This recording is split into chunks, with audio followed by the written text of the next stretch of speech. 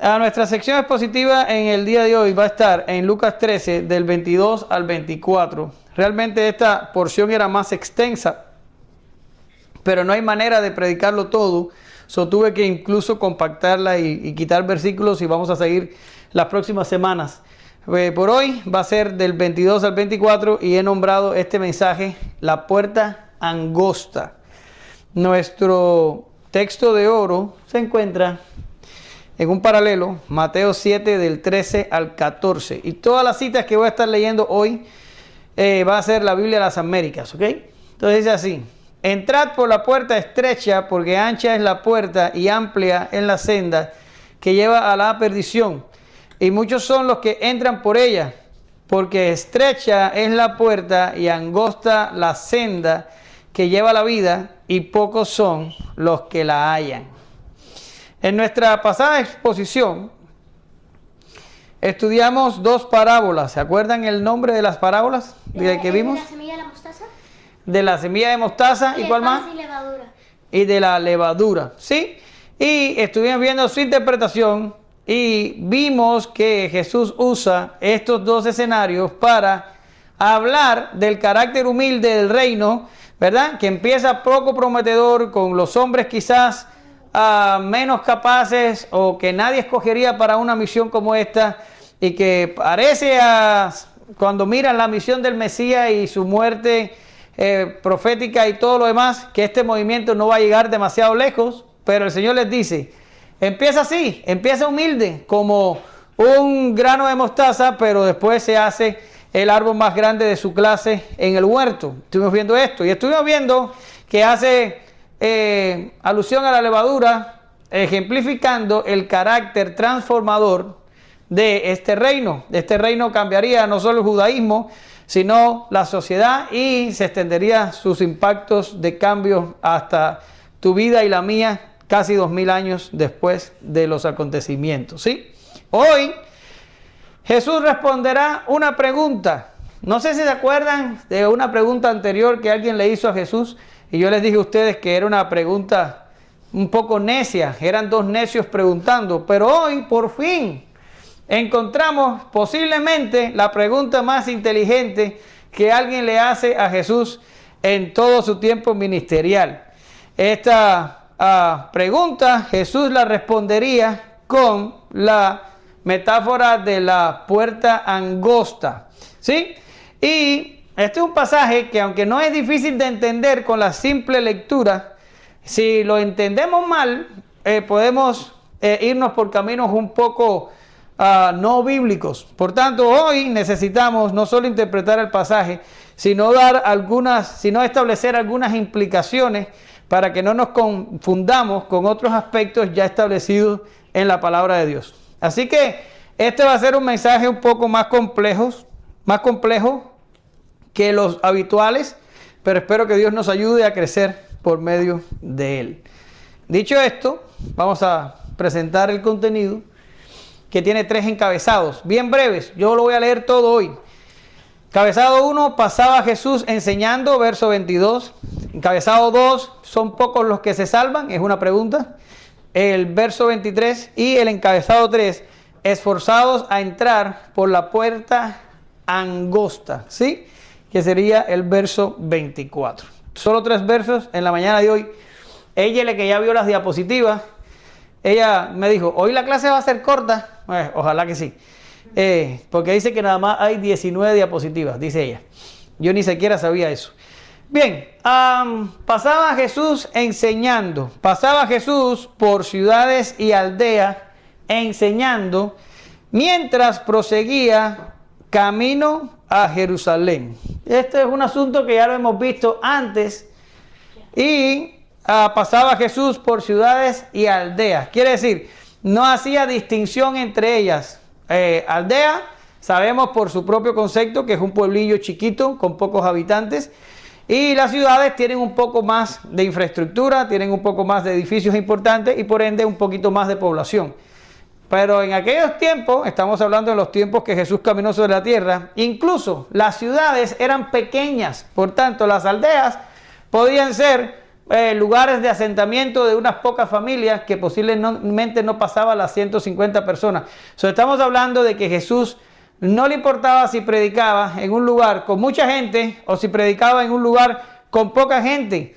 Él tenía una misión establecida y él iba cumpliéndola a cada paso del camino. ¿Que cuál era? Anunciar el reino de Dios, anunciar el arrepentimiento y anunciar el juicio que se avecinaba. No estaba buscando publicidad, no estaba buscando popularidad, estaba reaccionando a la urgencia del mensaje que tenía que predicar. Y dice el texto que en el B, que Jesús pasaba enseñando. ¿Se da cuenta? Esto es una cosa que la iglesia ha olvidado en estos tiempos modernos. Hemos complicado nuestros cultos, nuestros servicios con mucha estética. Y los cultos por ahí, no digo aquí nosotros, pero los cultos por ahí, otros cultos, están cargados de manifestaciones artísticas, mucha música, mucha estética, hasta hacen dramas, coreografías. En estos tiempos de Navidad hacen hasta obras de teatro complejas con maquillaje, vestuarios, efectos especiales. Es un desastre de cosas y hacen de la iglesia una función teatral, ¿sí? Sin embargo, el evangelio no requiere nada más que enseñanza. El Señor pasaba por los pueblos enseñando. Eso es lo que el Señor hacía. Y después los discípulos, después que Él, pasaban por las ciudades y los pueblos enseñando. Se enfocaban en la enseñanza. Ese era el método. No había otro. No había ninguna cosa atractiva en la función del evangelio. Simplemente predicaban lo que tenían que predicar y esperaban que Dios hiciera, que Dios diera el resultado. No había una esencia motivacional ni un marcado interés terrenal. No era un mensaje fácil de aceptar y casi siempre generaba una feroz oposición. Pero Jesús y los discípulos después de él nunca pararon y enseñaron aldea por aldea. Jesús en su tierra y los discípulos donde quiera que llegaron después de la diáspora que le siguió a Pentecostés. ¿Sí? Ahora, ¿a dónde iba Jesús? Lo hemos estado diciendo. Iba camino a Jerusalén. Todo lo que vamos a estar hablando y lo hemos estado hablando en las últimas semanas es el viaje en el que Jesús se dirige a Jerusalén para ser muerto por nuestros pecados. Este es el viaje último de Jesús a Jerusalén y todo hasta el capítulo 19 de Lucas vamos a estar hablando sobre este viaje, ¿sí? Y verdaderamente ese es el enfoque. Jesús enseña a cada lugar que pasa, en cada lugar que pasa, y se dirige, ¿a dónde? Se dirige a Jerusalén. Muy pronto vamos a estar viendo que le dicen a Jesús, hey, vete de aquí, porque Herodes te está buscando para matarte. Y vamos a ver cuál es la respuesta que le da el Señor a estos que le dicen eso. Y vamos a descubrir que Jesús estaba enfocado en ir a Jerusalén a pesar de que estaba consciente de lo que allí le esperaba. ¿Sí? Ahora, vamos a irnos para la pregunta.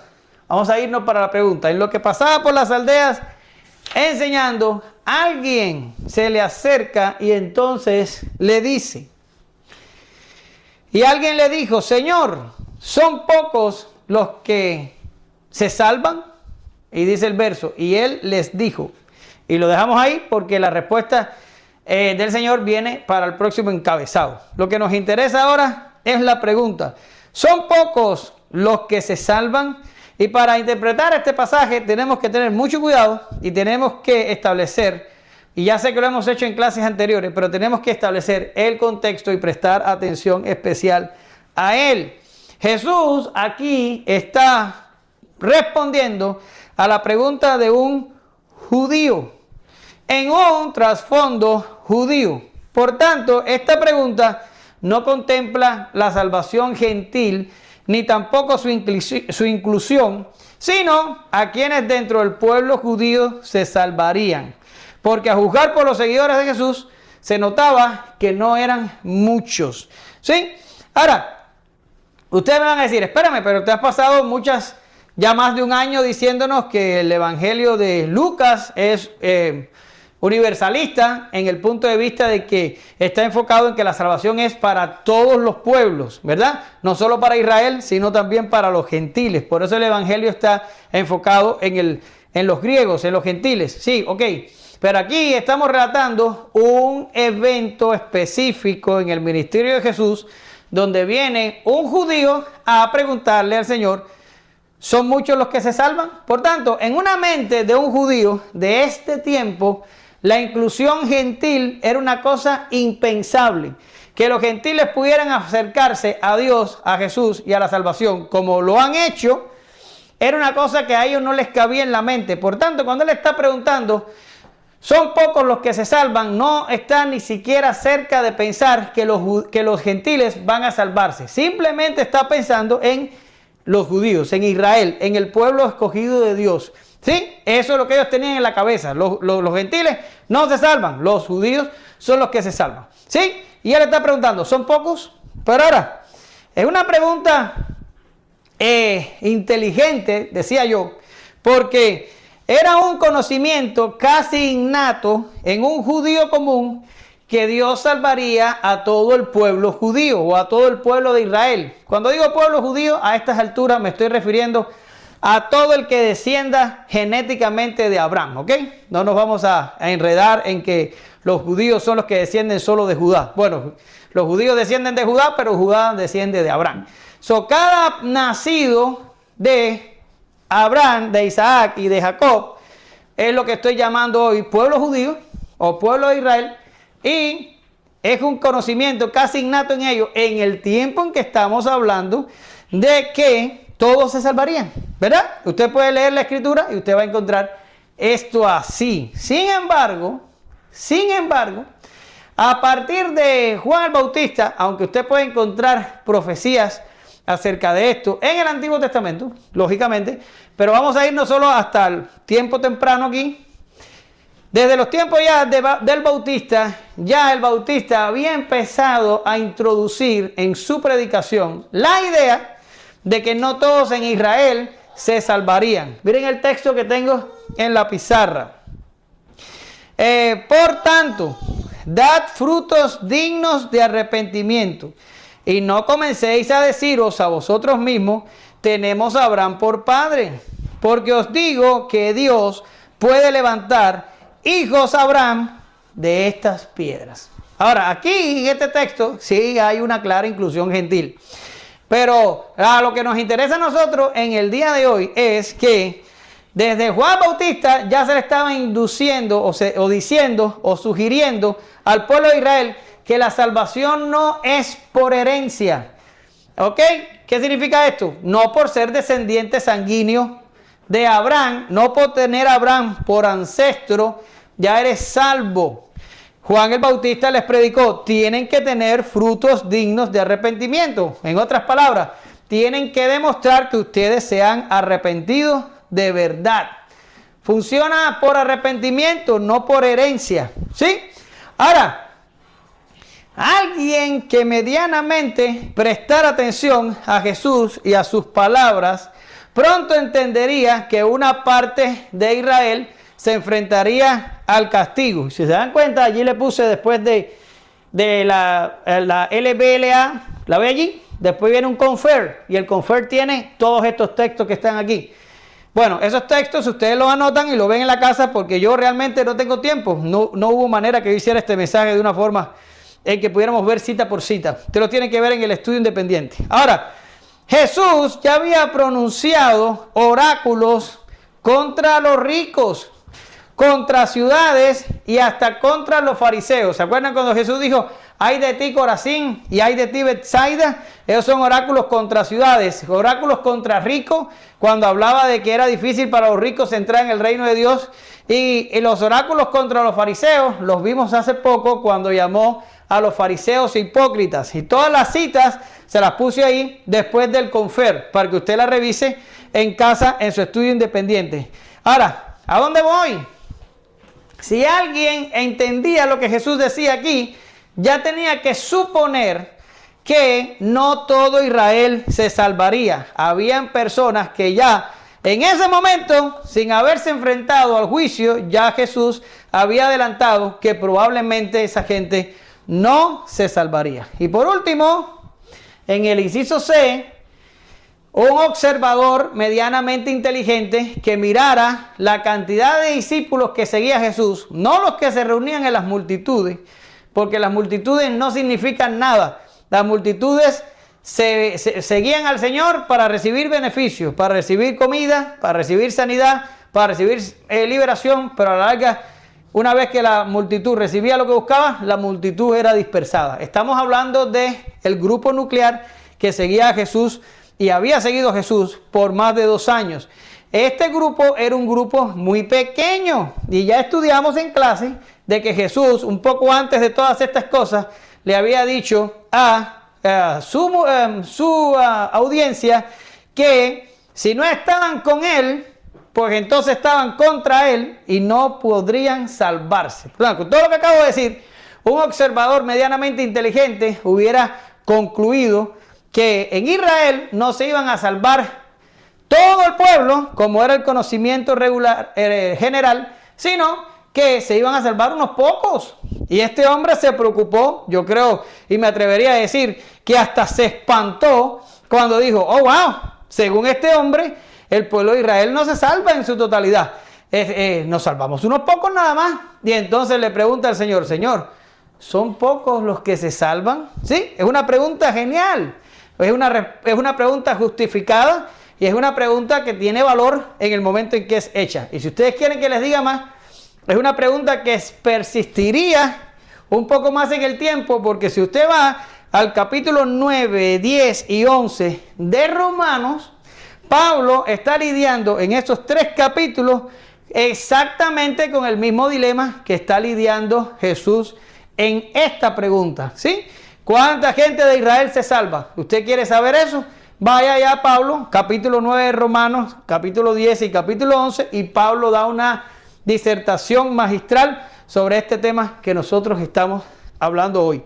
Son pocos los que se salvan, pero es una pregunta de cuántos se salvan en Israel. Ahora, claro, sabemos que por la fe nosotros nos convertimos en hijos de Abraham y venimos a ser parte de la Israel espiritual.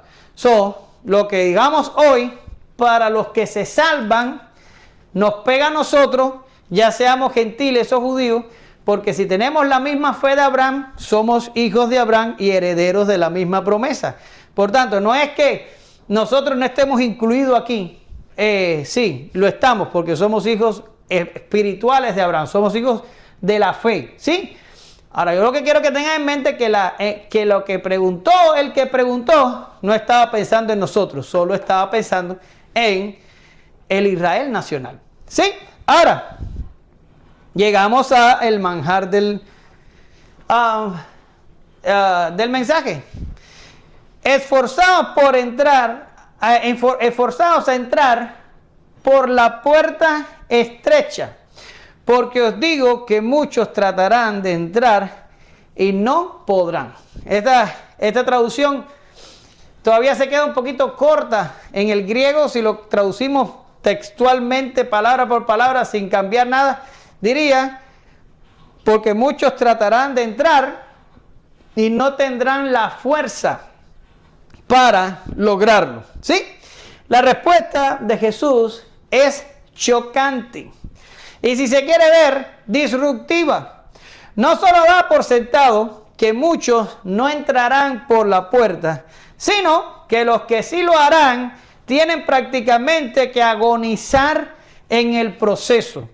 El verbo en griego que se usa ahí, o que se traduce como esforzaos, viene de una palabra que más o menos dice agoniceste. Así es la cosa, más o menos. Y para mí fue un problema entenderla, porque dicen los que saben griego que esta palabra está en voz media. El problema que tenemos nosotros los que hablamos español, no sé si en inglés tienen voz media, no tengo idea, pero en español nosotros tenemos voz activa y voz pasiva, pero no tenemos voz media. Y al no tener voz media, yo no sé, no tengo en mi cabeza programada cómo sonaría la voz media. Así que tuve que investigar qué significa y qué trata de transmitir que el verbo aquí esté en voz media. Y dice lo que encontré, que significa un esfuerzo, o sea, hablando de esforzados, significa un esfuerzo donde el sujeto está totalmente involucrado y es el principal beneficiario del resultado. Quiere decir, la voz media es una voz en griego que habla de una participación del sujeto donde él está personalmente interesado o se beneficia en el proceso de la acción. Y eso para ellos es voz media. Por tanto, para nosotros que no la tenemos, ¿qué es importante saber del verbo? Que el verbo habla de una activa participación del sujeto y que se beneficia del resultado de la acción.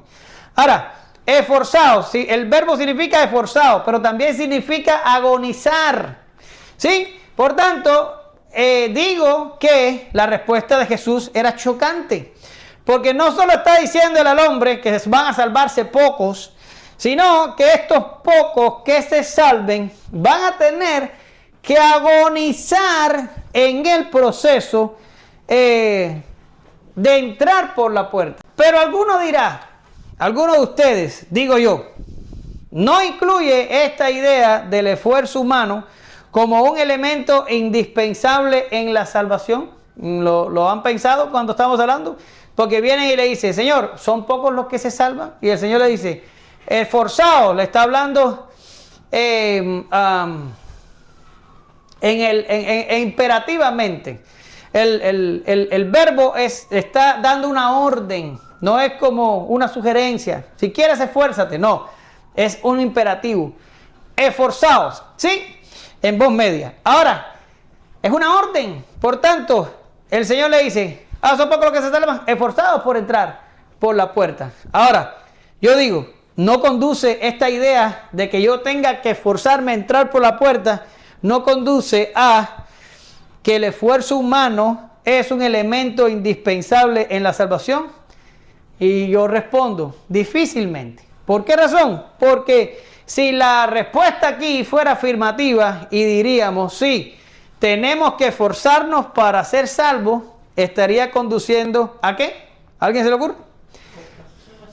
A salvación por obras. Y nadie quiere caer en ese sendero. Por tanto, si nos vamos por ahí y decimos sí, entonces estamos cayendo en una doctrina que no es bíblica. Por tanto, es lo que le decía al principio, tenemos aquí que hacer distinciones. Tenemos que dejar que la Escritura se explique a sí mismo y podamos entender qué significa que los que se salvan tienen que agonizar al entrar por la puerta angosta. Bien, lo primero que tenemos que hacer es establecer el carácter monergista de la salvación. ¿Sí? ¿Qué significa qué significa el monergismo? Mono, que viene de ¿qué? De uno, y ergo, de obra. Quiere decir, es solo uno el que obra. Los que creen que la salvación es monergista, significa que solo Dios obra la salvación sin participación del hombre. Y los que creen que el hombre sí coopera, son sinergistas. ¿Ya? Ahora, si usted mete la cooperación del hombre en la salvación humana, usted está conduciéndose directamente a salvación por obra. Porque si el hombre tiene, aunque sea, que cooperar, el hombre ya deviene salario, y si deviene salario, se cae la gracia. Es un completo desastre si nos vamos por ahí. Ahora, vamos a primero establecer el carácter monergista de la salvación. Y miren el texto que tengo en la pizarra. Juan 1, del 12 al 13. Muy conocido por todos ustedes. Pero a todos los que le recibieron, les dio el derecho de llegar a ser hijos de Dios. Es decir, a los que creen en su nombre. Ahora, eso es de lo que está hablando el pasaje. Los que creen en su nombre, y dice el pasaje, que no nacieron de sangre, por tanto significa que los que descienden de Abraham no tienen ninguna garantía, porque no depende de la herencia, no depende de la sangre. Ni de la voluntad de la carne, por tanto no es sinergista, no hay cooperación del hombre en eso, porque elimina el texto, la voluntad de la carne, hay otra coma y dice, ni de la voluntad del hombre, lo mismo, sino de Dios. Por tanto, los que creen en su nombre, depende de quién, de la voluntad de Dios. Fíjate que el escritor inspirado aquí es muy específico y trata de eliminar todas las posibilidades que llegaron a su mente y dijo, no, no es por sangre, no es por voluntad de carne, no es por voluntad del hombre, sino de Dios. Por tanto, aquí tenemos que creer en su nombre es algo que depende enteramente de la voluntad de Dios. ¿Lo ven? Pero vamos a ver otro texto. Muy conocido por ustedes. Respondió, esta es la conversación de Jesús y Nicodemo. Ustedes saben. Capítulo 3 de Juan. Respondió Jesús y le dijo, en verdad te digo que el que no nace de nuevo no puede ver el reino de Dios. Jesús respondió, en verdad te digo que el que no nace del agua y del espíritu no puede entrar en el reino de Dios. Lo que es nacido de la carne, carne es, y lo que es nacido del espíritu, espíritu es. Por tanto, aquí tenemos a Nicodemo, uno de los principales allá en la religión de los tiempos de Jesús, y viene muy religioso, viene muy seguro de que lo había alcanzado, viene muy dispuesto, ¿verdad? Y le dice al Señor, ay maestro, y que no sé qué, y que las obras que hace. Jesús lo paró en seco, y Jesús le dijo, tienes que nacer de nuevo. Este hombre se choqueó tanto con la respuesta de Jesús, que le respondió con una ironía, a pesar de que él tenía conocimiento para entender lo que el Señor le había dicho, y le dijo, ¿puede acaso un hombre viejo volver a entrar en el vientre de su madre y nacer? ¿Verdad? Porque lo que Jesús le hizo debe haber desbaratado todo su sistema de creencia. Pero Jesús le dice, no es por religión, no es por algo que practiques externamente, no es porque creas que lo has alcanzado por las obras que haces, tienes que nacer de nuevo.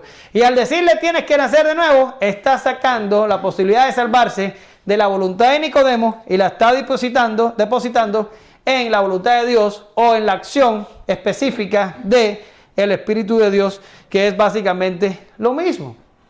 Y te traigo un último texto hasta el final, que dice, y es más enfático todavía, nadie puede venir a mí si no lo trajere el Padre que me envió, y yo lo resucitaré en el día final. Tenemos una oración negativa con una cláusula exceptiva. ¿Qué significa? Nadie puede venir a mí. Es un universal negativo. Nadie es nadie. Ninguna persona puede venir a mí. Pero hay una excepción. ¿Y cuál es la excepción? Si el Padre no lo trae. Quiere decir, para venir a mí, lo tiene que traer el Padre. Nadie viene a mí por sí mismo. Tiene que traerlo el Padre. Por tanto, la Escritura, y pudiera darte más textos, pero no tengo tiempo. La Escritura muestra enfáticamente que hay un obstáculo insuperable en términos humanos para poder salvarse. Y la Biblia habla de él como un segundo nacimiento que depende de la voluntad de Dios. Luego, salvarse no es como dicen por ahí, haz la oración y ya. No, no es así. Salvarse comienza o requiere un nuevo nacimiento, y este nuevo nacimiento está fundado en la voluntad de Dios. O lo contrario, porque el término no es usado aleatoriamente. O lo contrario, pueden pensar ustedes, ¿alguno de ustedes pidió nacer? ¿Alguno de ustedes colaboró en su nacimiento? ¿Alguno de ustedes le dijo a la madre antes de nacer, hey mami, ya es hora, prepárate que me voy para afuera? No es así. Los niños no toman parte en su nacimiento. No tienen el control de nada allí. Y por eso es que el escritor inspirado lo usa. Y por eso es que Jesús lo usa. Se trata de un nuevo nacimiento. Ahora, dicho esto, nos toca preguntarnos, ¿y por qué manda Jesús a que nos esforcemos por entrar? ¿Por qué manda Jesús a que nos esforcemos por entrar? Muchos aquí se pierden en consideraciones que son más filosóficas y humanistas que teológicas, y caen en una espiral demencial que trata de explicar la relación entre la soberanía de Dios y la responsabilidad humana. Pero el asunto aquí tiene que ver más con lo que somos que con lo que hacemos. ¿Sí? No es lo que hacemos, sino lo que somos. Eso es lo que nos trae el problema con la puerta.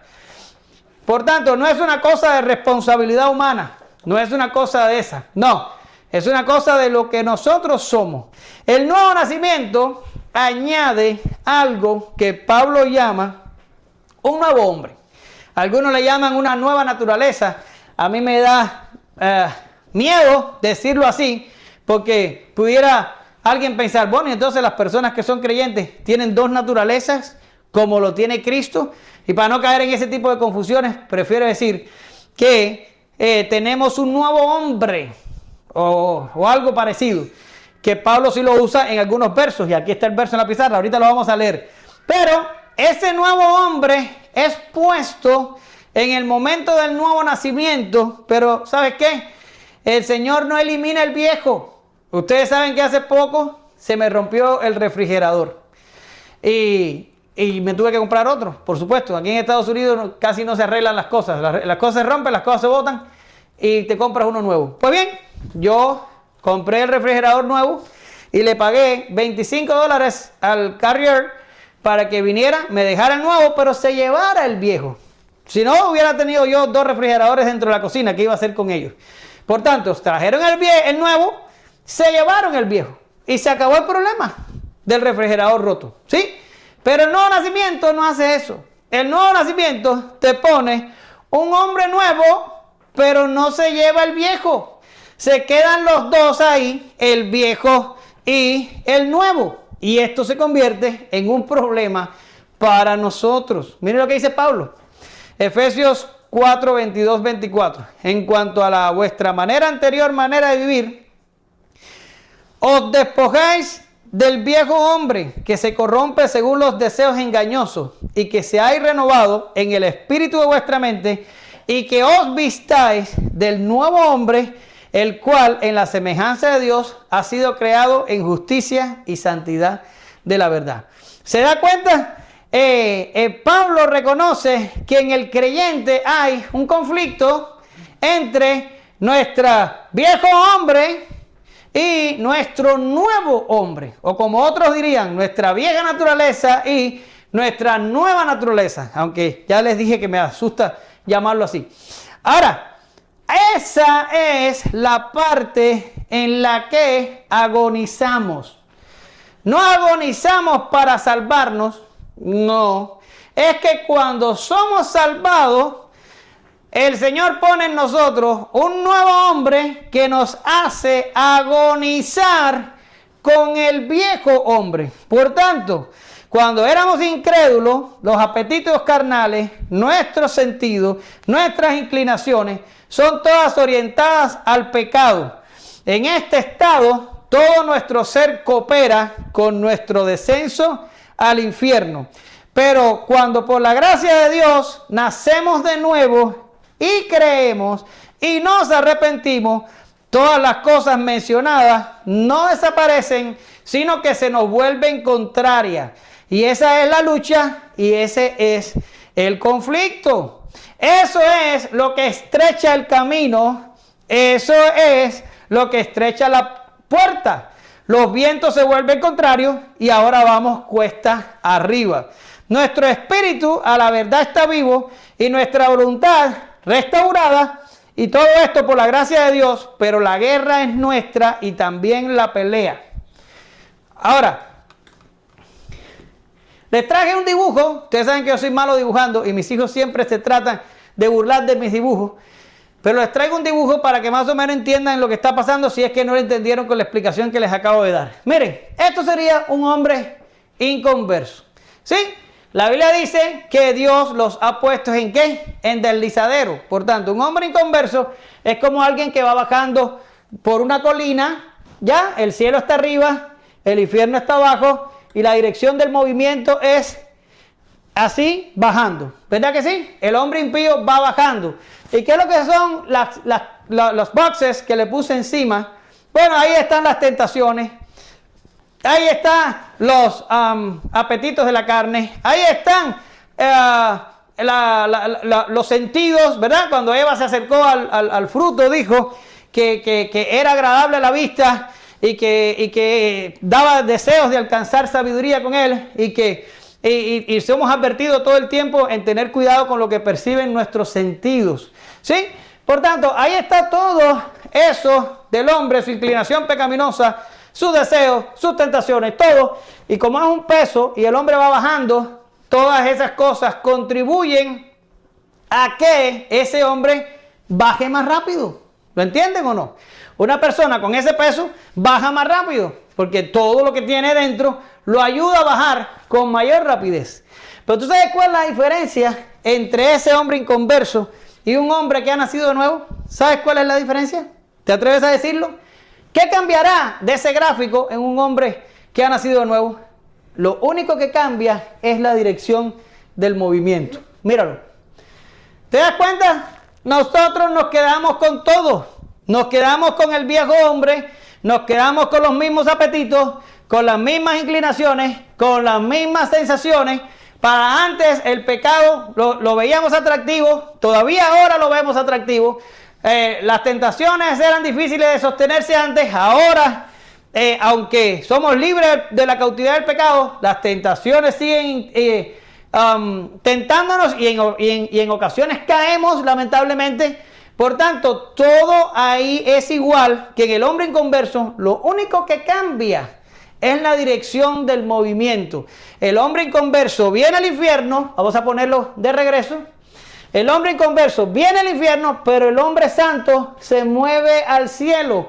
Lo que pasa es que para subir al cielo vamos cuesta arriba y tenemos que pelear contra el mundo, contra el diablo y contra nosotros mismos, que todo eso se queda adentro. Cuando nacemos de nuevo, lo que Dios restaura en nosotros es la disposición regente de nuestra alma. Él nos renueva nuestra voluntad y empezamos a querer lo bueno. Y también renueva nuestro entendimiento, es lógico, porque tenemos que ver la verdad de Dios. Y también nuestras emociones, porque empezamos a desear cosas que sin emociones sería imposible. Eso es cierto. Pero con todo eso nos queda también lo del viejo hombre, con lo cual tenemos que luchar.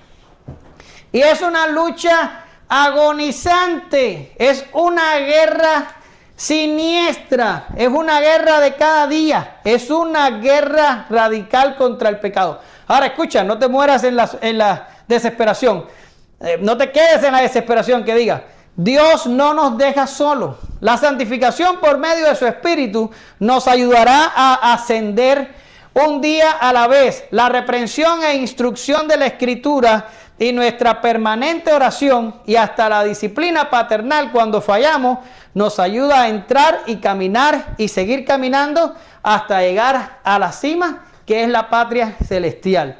Luego, Jesús no está mandando en el texto a que nos esforcemos por salvarnos.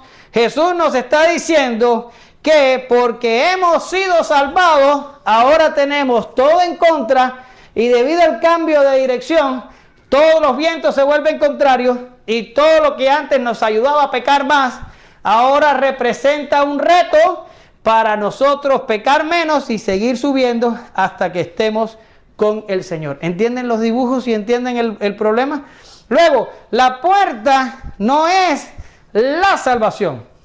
La salvación está antes de la puerta, somos salvados antes de entrar. Somos salvados cuando entramos, somos salvados cuando vamos por el camino y somos salvados cuando llegamos al final del camino y allí nos encontramos con Cristo.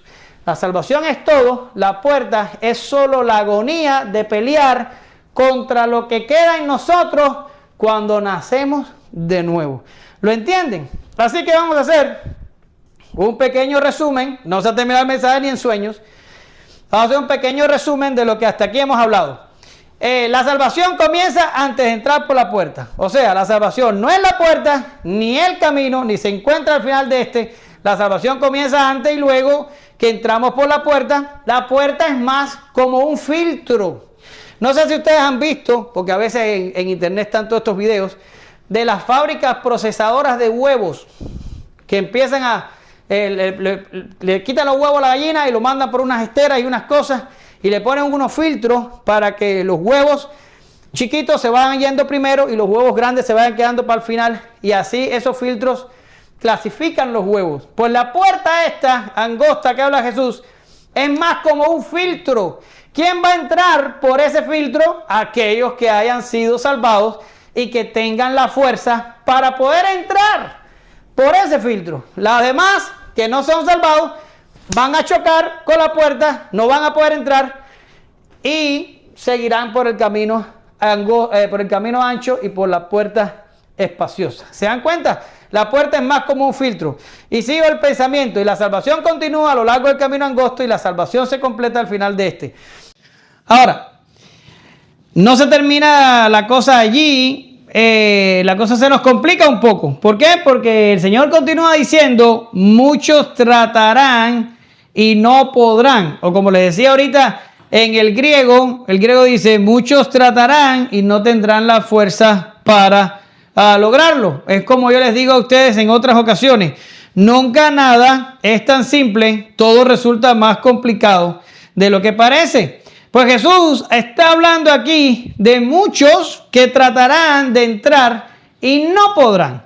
Luego nos preguntamos, ¿les niega Dios la salvación a hombres que quieren salvarse? Bueno, si la puerta fuera la salvación, la respuesta tendría que ser afirmativa. Por tanto, ya establecimos que la puerta no es la salvación, no está hablando de la salvación. Así que nuestra interpretación va por buen camino. Quiere decir, cuando Jesús dice, muchos tratarán de entrar de la puerta y no lo lograrán porque no tienen la fuerza, ¿es por qué? Porque no han sido salvados anteriormente a tratar de entrar por la puerta. No está diciendo que el Señor les está negando la salvación, pero tenemos que valorar al menos la intención de esta gente, porque el Señor dice muchos van a tratar de entrar. La intención de esta gente que trata de entrar por la puerta por donde solo entramos nosotros los que nos salvamos.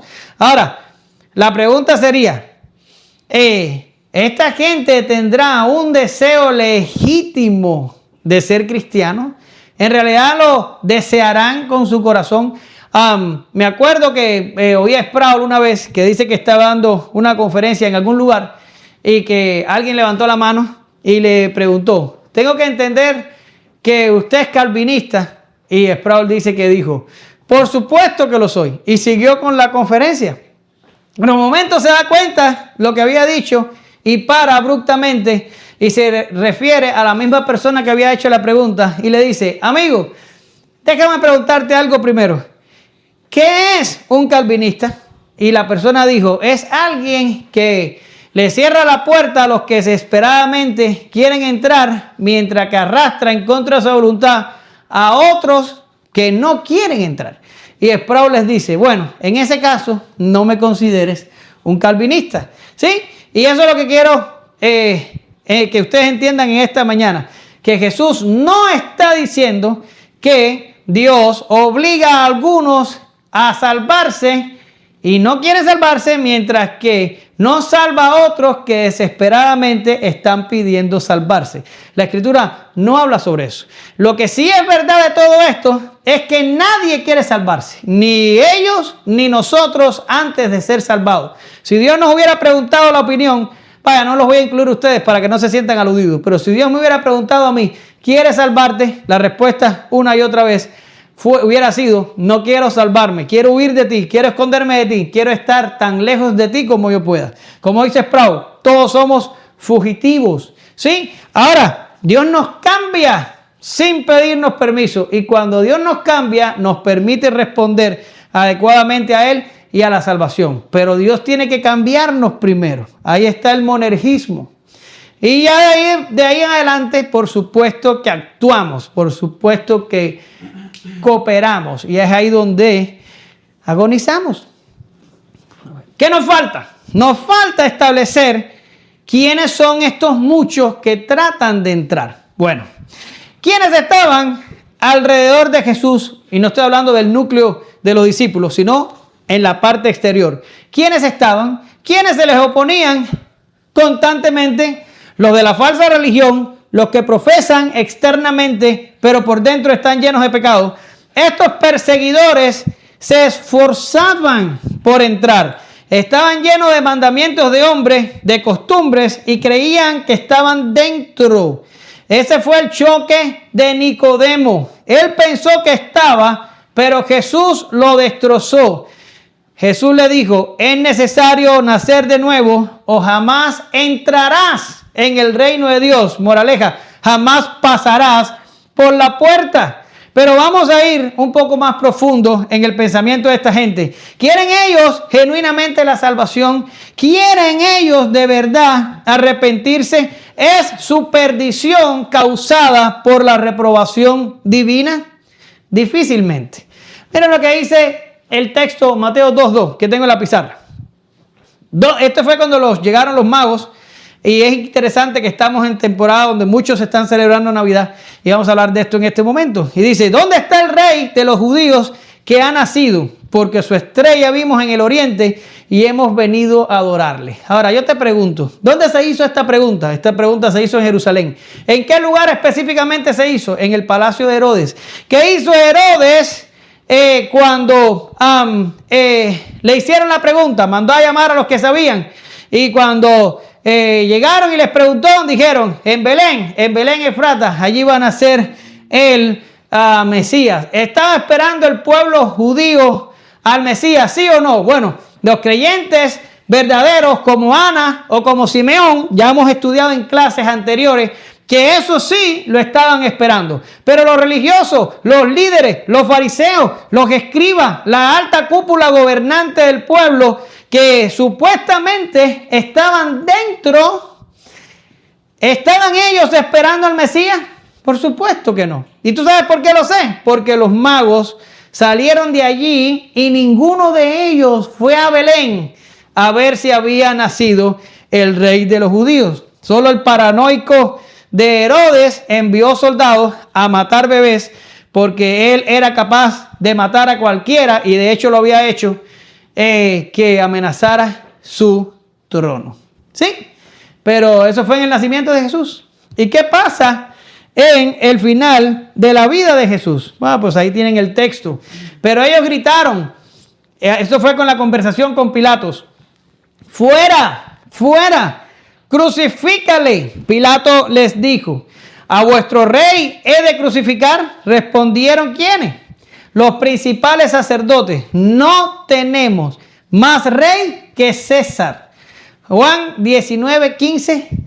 Y esta sí parece que te la puse en la Reina Valera. Ellos querían a Jesús, ellos querían el Mesías, ellos querían a Dios, ellos querían arrepentirse. No, olvídate. Esta gente genuinamente no quería a Dios. Posiblemente querían los beneficios, o posiblemente querían el estatus, o posiblemente querían algo más. Acuérdense de que estos sacerdotes tenían un negocio tremendo en el templo con los cambios que se realizaban y que Jesús en 2 ocasiones les volcó las mesas y formó tremendo lío. ¿Verdad que sí? Esta gente no querían ser salvos. Ellos estaban buscando otra cosa en la religión. Estas son la gente que trataban de entrar a la puerta, pero no podían. Ahora, te tengo otro ejemplo y te pregunto, ¿a quién servía Saulo de Tarso cuando perseguía a la iglesia? ¿Servía a Dios o se servía a sí mismo? Y tuvo que ocurrir el evento en el camino a Damasco para que el perseguidor pudiera entrar por la puerta angosta.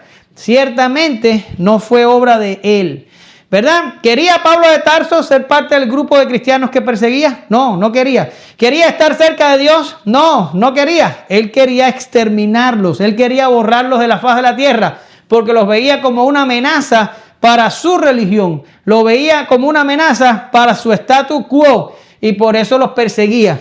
¿Él quería? No, no quería. Tuvo que aparecérsele el Señor en el camino a Damasco para que produjera lo que ha producido en nosotros antes de entrar por la puerta. Y el tiempo se me acaba. Y mira, Judas, ¿a quién buscaba? ¿A Cristo? Difícilmente. Dios dice, Juan dice que era ladrón y que sacaba dinero de la bolsa para su propio beneficio. Las citas están acá abajo para los que están anotando. Juan 12:6. Y ahora, quería Demas ser cristiano, buscaba a Dios ni de cerca, amaba al mundo y abandonó al apóstol Pablo, segunda a Timoteo 4:10. Y el tiempo me falta para hablar de Alejandro y de los falsos maestros que solo buscan su propio bien. Estos tienen apariencia de piedad, pero niegan la eficacia de ella. Segunda a Timoteo capítulo 3, versículo 5. Sí, por tanto, esta gente que trata de entrar por la puerta no son gente bien intencionada que desean arrepentirse de verdad de sus pecados. No son gente que quieren de verdad la salvación. No, ellos están buscando algo de la religión. Ellos están buscando algo de Dios, pero no quieren a Dios. No rechazan su pecado. No odian su vida pecaminosa. Lo que están haciendo es buscando su propio beneficio. La Biblia habla de los falsos maestros y dice que solo piensan en lo terrenal y que solo piensan en llenar su vientre. ¿Se da cuenta? De toda esta gente está llena la historia bíblica y la historia cristiana por los últimos 2000 años. Y te voy a dar el último argumento sobre esto. ¿Tú sabes por qué esta gente, yo puedo decirte a ti enfáticamente y con seguridad que ellos no están buscando a Dios genuinamente? ¿Tú sabes por qué lo sé? Porque si lo estuvieran haciendo genuinamente, ellos encontrarían a Dios. Mira los últimos dos textos que te tengo. Abandona el impío su camino y el hombre inicuo sus pensamientos, y vuélvase al Señor, que tendrá de él compasión, al Dios nuestro, que será amplio en perdonar. Y mira el próximo. Me buscaréis y me encontraréis cuando me busquéis de todo corazón. Jeremías 29:13. Dios está, como decía un cartel cuando fuimos a San Antonio, God is able. Dios está disponible. Dios está atento, que si clamamos, Él nos responde. Si lo buscamos, Él se deja hallar por los que le buscan. Pero tiene que ser un cambio de corazón, que de hecho no podemos hacerlo nosotros mismos. Si yo hubiera buscado a Dios por mi fuerza, por mi brazo de carne, por la intención de mi viejo hombre, nunca lo hubiera encontrado. Tuvo Dios que hacerme un hombre nuevo para Él poder ser hallado por mí. ¿Lo ven? Quiere decir, esta gente golpeaba la puerta y trataba de entrar, pero no lo hacían genuinamente. Sus corazones estaban buscando otra cosa. ¿Lo ven? Y les tengo un último apunte, un pensamiento final. Alguien que escuche, a lo mejor ninguno de ustedes aquí hoy, pero alguien que escuche en las redes sociales el mensaje y que le dé una vuelta al mensaje y diga, bueno, ¿y por qué tienen que ser pocos los que se salvan? No es Dios todopoderoso, no es Dios todo amor, no es Dios lo suficientemente sabio para que no sean pocos los que se salven. ¿Por qué se salvan pocos? O alguien pudiera ya casi rayar la blasfemia y decir, si yo fuera Dios, yo hubiera salvado a todo el mundo, no hubiera salvado solamente a unos pocos. ¿Verdad que sí? Ahora, escucha, es cierto, la pregunta es válida, pero yo te voy a responder con Pablo y te voy a decir, tengo el texto, yo sé que lo tengo, mírenlo ahí. Y te voy a decir en Romanos 9:20 al 23. Y dice, al contrario, ¿quién eres tú, hombre, que le contestas a Dios? ¿Dirá acaso el objeto moldeado al que lo moldea, al que lo modela, ¿por qué me hiciste así? ¿O no tiene el alfarero derecho sobre el barro de hacer de la misma masa a un vaso para uso honorable y a otro vaso para uso ordinario? ¿Y qué si Dios, aunque dispuesto a demostrar su ira y hacer notorio su poder, soportó con mucha paciencia a los vasos de ira preparados para destrucción, lo hizo para dar a conocer las riquezas de su gloria sobre los vasos de misericordia que de antemano Él preparó para gloria? ¿Qué está diciendo el texto? Yo sé que te lo estoy leyendo muy rápido y a lo mejor no te da tiempo de captarlo. En ese caso lo tendrás que leer muchas veces para notarlo. Dios salvó a pocos porque quiso.